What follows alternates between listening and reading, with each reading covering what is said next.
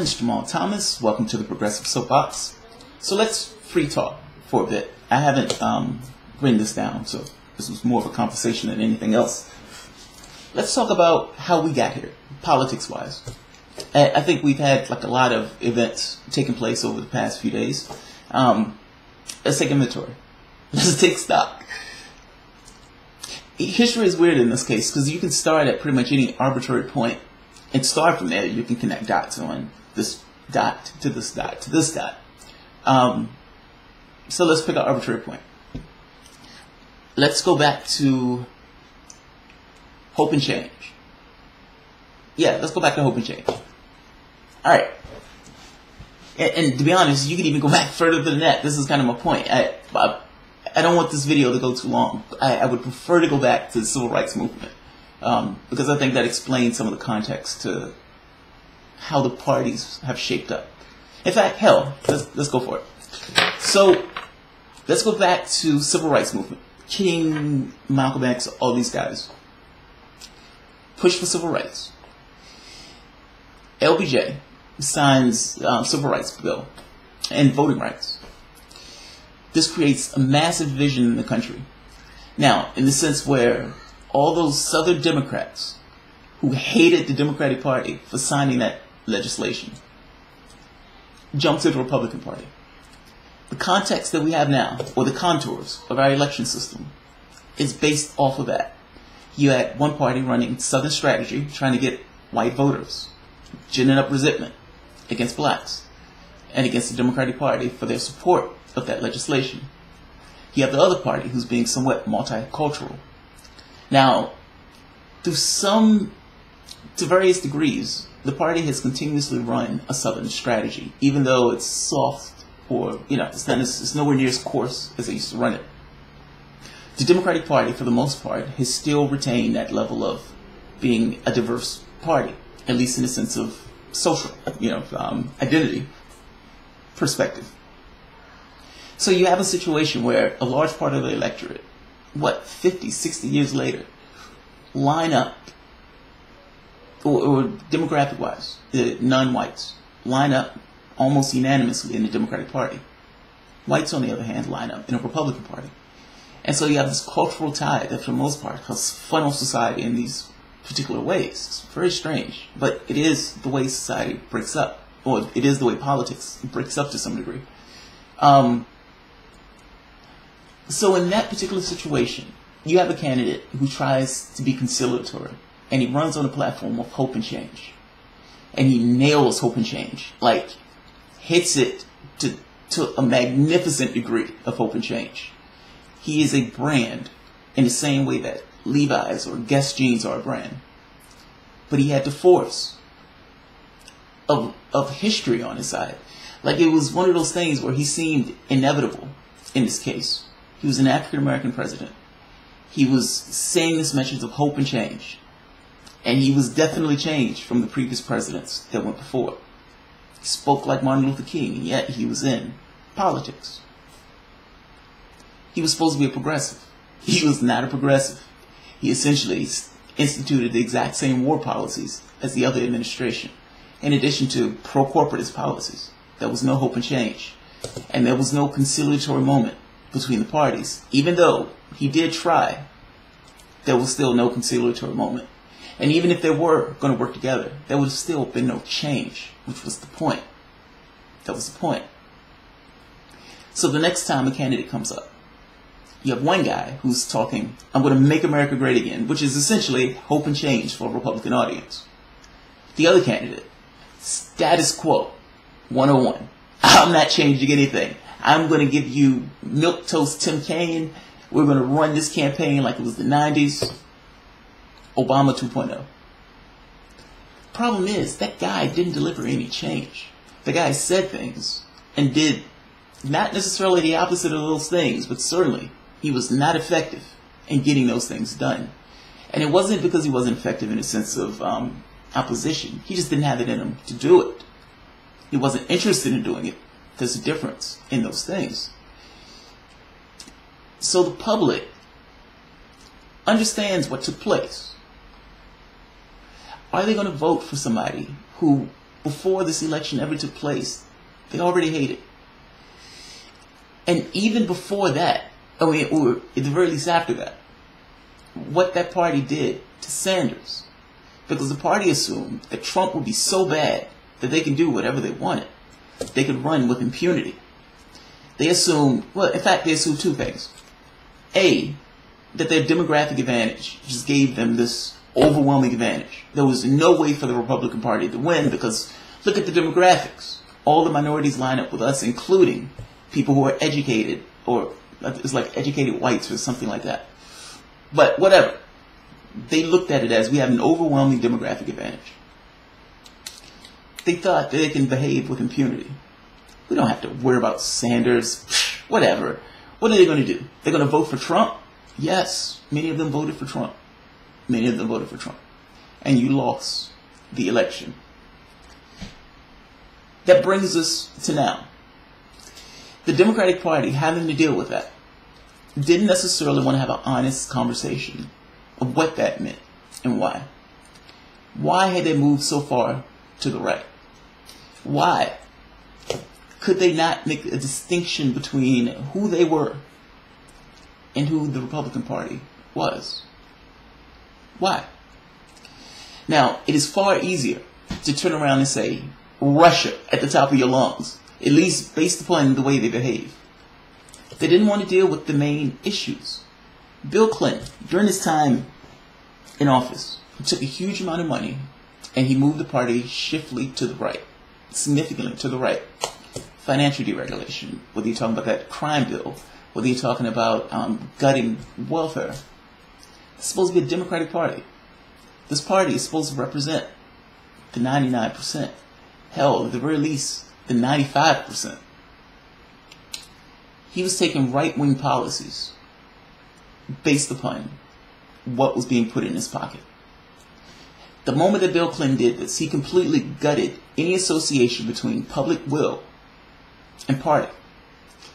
If you have one party that, for the most part, just represents the interests of the rich, the oligarchs, you have the other party who is supposed to represent workers, the poor, the indigent, the 99%. When that party shifts to the right, due to some kind of financial incentive, who's their voice? Who's their voice? That voice goes away. That voice completely goes away. The conversation becomes between oligarchs. The public has nothing to do with that conversation. The public understands it has nothing to do with that conversation. And the public threw a brick in that window. Donald Trump is our president. In many respects, it had a lot to do with the Democratic Party. The Democratic Party did not want to have that conversation, so they screamed Russia at the top of their lungs and created a narrative that Trump was sniffing the chair of Vladimir Putin. This is done to delegitimize, and it's also done to annoy the shit out of him. Let's be honest. That's essentially what it boils down to. They understand he's thin-skinned, and they understand that, look, this is the same guy who, when Hillary Clinton in the debate said something about your dad giving you money, he couldn't let it go. Like, no, my dad didn't give it. No, it was a loan. It was a loan. It's like, dude, nobody gives a shit. Nobody cares. So they know their target. The problem is, they're using Russia to such a degree that nobody knows what that party stands for. That's why 15 million people left that party, in addition to what took place with Sanders. So you have a situation where they've asked one Democrat after another, what does your party stand for? And they can't give an answer. And the only attack that they've been able to use against Trump is Russia. Those are the contours that we've been living with for the past 3 months. Nothing about poverty. Nothing about income inequality. Yes, you may hear something about schools that's for the most part coming from Sanders. And that's more so done to launder the image of the party. Not that the party has changed. There's a difference. There's a difference. Parties who are in opposition, they can say whatever they want. The question becomes, when they're in power, which they were in power just a few months ago, what are they doing? And if once you get out of power and now all of a sudden you have all these progressive ideas, so what? It doesn't matter. You had the opportunity and you didn't do it. This is purely for political gamesmanship. So this is why the Democratic Party is acting this particular way. Part of it is evasion, part of it is to annoy them, part of it is to obfuscate the problems that are with the party itself. Progressives no longer consider themselves Democrats and are actively looking for something else. This has been driven by conversation of, okay, what are we going to do? And that seems to be where the conversation has stalled. You have all these other groups who decided to take on the Democratic Party. Now, those groups, people have different feelings on it. They may be successful, they may not be. But certainly, there is something to be said when people are fully aware, regardless of the situation, or regardless of the way they choose to deal with the issue. Something is wrong with that party. It needs to be fixed. Those are the politics surrounding the party itself. When we look at the politics, though, countrywide or even internationally, because that's essentially where we are now, Donald Trump gets annoyed by the Democratic Party essentially baiting him on Russia. Incessantly, constantly. You're working with Putin. You're working with Putin. Russia, you're working with Putin. You wouldn't have won if it wasn't for Russia. Russia hacked us. Russia attacked this country. This is the drumbeat. Screw evidence. We don't need evidence. Who needs evidence? We can just say it. If we say it enough, the media will run with the narrative. Donald Trump has pissed the media off, so the media will run with this narrative. And the media has ran with that narrative. Even though there's no evidence. There's no evidence. Now, a situation comes up. Chemical strike. Now, Donald Trump has been murdering babies that are raped. That outpaced Obama. And Obama was not a slouch in murdering people. One of his strikes, I think the one in Mosul, killed upwards of 100 and some people. The other one, when he first took office in Yemen, killed upwards of 30. Completely missing a guy who was trying to kill. Now, we're supposed to believe that the chemical strike bothered Trump so much. The beautiful babies, it crossed many lines. Even though he's killed many babies himself, that this drove him crazy. So much so, he had to strike out and attack Syria. A, it's illegal. B, he didn't even wait to see who actually did the chemical attack. There was no evidence for it. The investigation never completed itself. And C, the last chemical attack was most likely the rebels, not the Syrian government. And hell, let's do D. Strategically, it makes no sense. It makes no sense. The Syrian government had everything that it wanted. Why would it turn around and just drop a chemical weapon? It doesn't make sense. It just doesn't pass the sniff test. But mainstream media doesn't care. They put the narrative out anyway. They've started the war drums. Now, Donald Trump has to know that any provocation with Syria is a provocation with Russia. He has to know it. Part of the evidence that he does know it is that before that strike, he contacted Russia to let them know, hey, I'm going to hit this particular area of the airbase. Get your people out of that area. He did not want an escalation with Russia. That's good. It's illegal that you're going to attack that airbase in the first place. You have no congressional justification to do so. You have no authority to do so. But at the very least, he understood, look, if I do this, Russia's going to be pissed off. Right off the bat, he full well understands that what he's doing is a problem to Russia.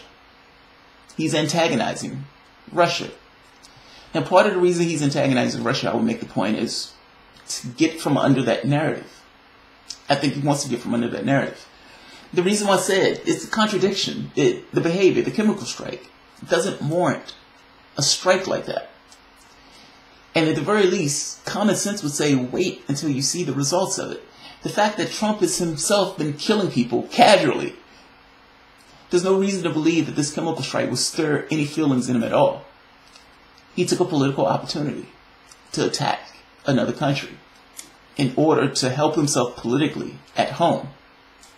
That's exactly what took place. At the very least, that's what I believe took place. I mean, there's no way that everybody's perception is going to be somewhat skewed. But just based on the objective events of what took place, how does this relate to a particular thing. And look, there's a certain fallacy that goes along with who prospers. Like, you can't necessarily use that as always a justification. It's almost like a self-serving argument in that sense. But I do say it makes sense.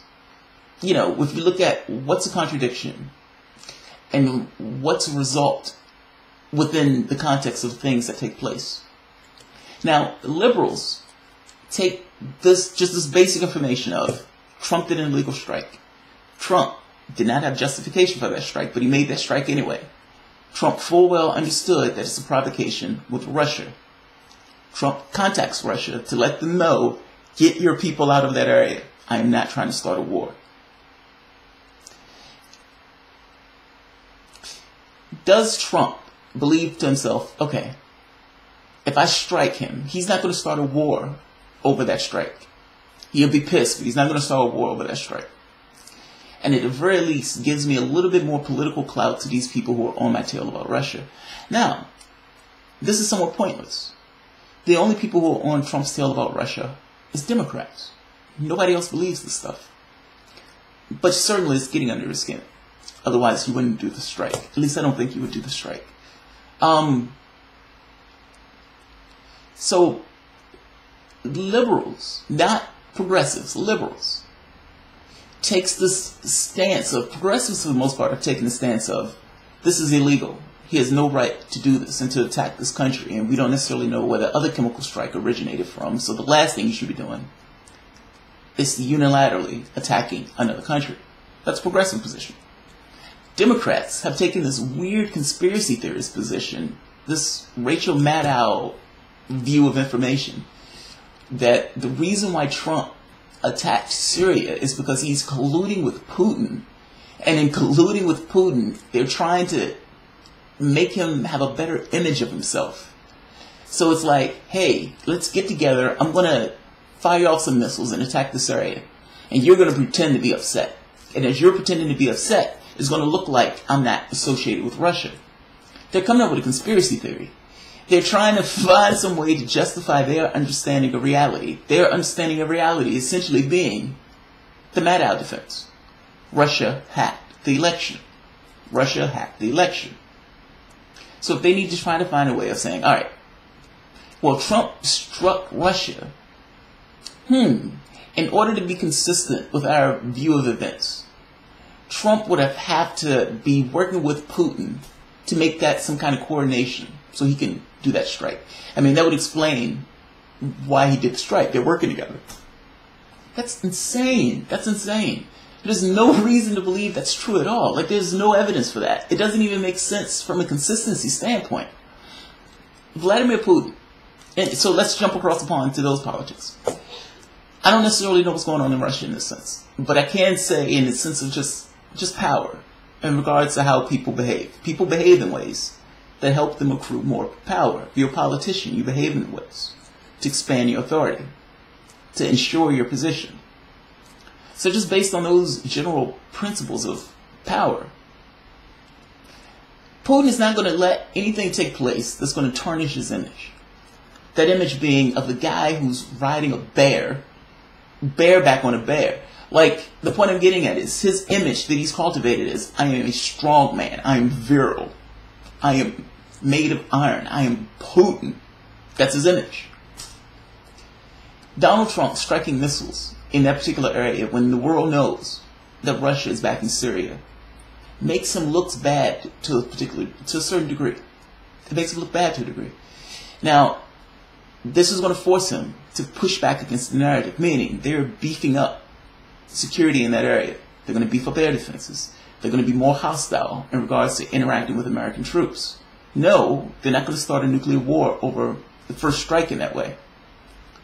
But it certainly will prime the situation to escalate, regardless of Trump calling them or not. It doesn't matter. It's a provocation only from the sense that it tarnishes his image in that particular country. It would be like if something happened and the people saw it in our news. They're like, what is the president going to do about this? What is the president going to do about this? They're attacking America's interests. What is the president going to do about this? If you have that going consistently, you can imagine that political leader has to take certain steps to stem that narrative in the same way that Trump took steps to stem that narrative. Power is not without constraint. Like, it's not one of those things where people do whatever they want. They're people. They have certain shortcomings. Some of those shortcomings are needing to push back against certain things that could adversely affect their power base. No. Putin's image is not going to be irreparably tarnished by America attacking that base. But the last thing I would imagine he wants is to have as an image that Russia can't hold their bets. Russia can't support the people who they say they're supporting. That is not an image he wants to cultivate. That is an image he's going to push back against, in the same way that Trump is going to push back against this Russian narrative. This is dangerous. This is dangerous. Whether saber-rattling is not without difficulties. Look, back during, I think it was World War One. No, it was after World War II, actually. Yeah, John F. Kennedy. It was during the Cuban Missile Crisis. And part of the issue ended up with dealing with rhetoric. Like, they had whipped up this kind of furor at a certain point, where it became this difficult thing to de-escalate, to scale down. Just a very active saving face. You couldn't just back away. In one of the most notable moments, I think Kennedy put out a speech or something, or sent a communique, something to that effect. He got a response. Now, the first response they got was conciliatory. It was, let's work this out. Let's back away from this. The analysis essentially said this particular person who wrote this was extremely concerned. They were fearful. And they should be fearful. They were at the precipice of a nuclear war. The very next note that came behind it was being a hard ass. And it took this much more sterner tone that was associated with their position, meaning the hardliners had taken over at that point. Kennedy ignored the second letter and focused on the first letter and responded as if he was dealing with the first letter, the conciliatory letter. But understand what was taking place. The hardliners were perfectly okay with having a nuclear war. It didn't necessarily matter. Khrushchev didn't necessarily want to have that war. He stepped in something. He couldn't pull himself away from it unilaterally by himself. And once the hardliners kicked in, it didn't necessarily matter that he didn't necessarily want to go into that conflict. The point I'm getting at is, yes, them whipping up this fervor matters. It's not innocuous. It's not irrelevant. It pushes politicians in particular ways that forces their hand in certain positions. It's not this guy makes whatever choice he wants to make. To some degree it is. But there are certain things that work on him as political realities that he has to contend with. And if he's being pushed into a particular political reality, I mean, think about this. He literally may have struck that country purely because they've been chastising him about Russia, and he felt like he needed to push back against the narrative. That makes perfect sense in regards to political strategy. You do things to increase your power, to increase your capability of staying in a particular office, to increase your influence. Does that logically work? Yeah, maybe. But goddamn, that is massive escalation, and that is massively dangerous. These are politics. This is where we are. I keep saying, keep an eye on your government. These narratives are insane. These narratives are insane. And we're at this point where these guys are bristling up for conflict. If it's true that Trump is talking about additional work in Syria, that's a war. That's a war. If he's going to be launching strikes, and Putin got rid of that memorandum, if he strikes anything dealing with Bashar, anything dealing with Russia, that's a war. If there is a fuck up, and a Russian troop or an American troop gets killed by the other, that's a war. Those are our politics. That's where we are. At least from that perspective. I can't necessarily give any kind of insight on Republican politics because I don't follow it. I can tell you they're trying to go after the bill again, but again, that's more of an incentive from them being stuck with the things that they said. I don't think they cared about Obamacare anything more than we want a tax cut, if I'm being honest. They just whipped it up and used it as such an issue that they couldn't necessarily just back away from it. They had to do something. Otherwise, they looked completely absurd. You voted to take down Obamacare 60 times, but you're not going to go after it when now you have power in all branches of government? They had to. They had to. But that's not really the big thing. I mean, they're going to give their guys tax cuts. They're going to give their guys, they're going to gut massive regulations. They're going to gut the EPA.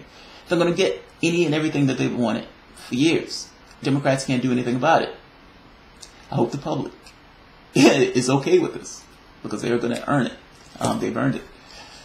But that's our politics. So it's grim. Will it change? Yes. Will it change if Sanders gets his way? No. No. Because he's functioning at the behest of the party. It will change when people realize that the parties are screwing them over. That's the door you need to walk through. Until you walk through that door, nothing changes. Because ultimately, both of these parties are functioning in a way that's not at the behest of the people it's trying to get votes from, but from the people who's paying them. The amazing part to this is that most people know that. Most people know it.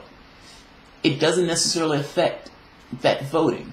Meaning, even though that person knows that people are sticking millions of dollars in their pockets, even though you can look at the objective evidence and see how the votes that they make cater toward the people who are paying them, not the public interest, it doesn't affect their decisions at all to continuously vote for these guys.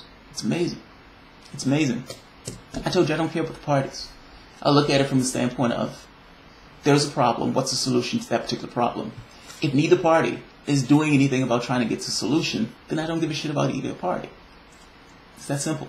These parties are not functioning at the behest of the public. These parties are functioning at their own behest, taking huge amounts of money, putting out policy to pay those people back for the money that they've been taking in, and screwing the public at the same time.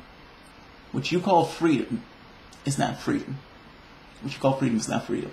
Being able to choose between Pepsi and Coke is not the same thing as being able to choose the monetary system to which you exist. Because ultimately, that monetary system is the thing that you need to talk about. Alright guys, if you enjoy the content, feel free to write. I keep saying that. I don't know why I keep saying write. Comment, share, or support the work through Patreon. This went a little bit longer than I wanted, but I do think that's a general description of how we got to where we are. Yes, I could have delved in more in a particular point, but it's already like a 30-minute video. So, alright, have a good one, guys.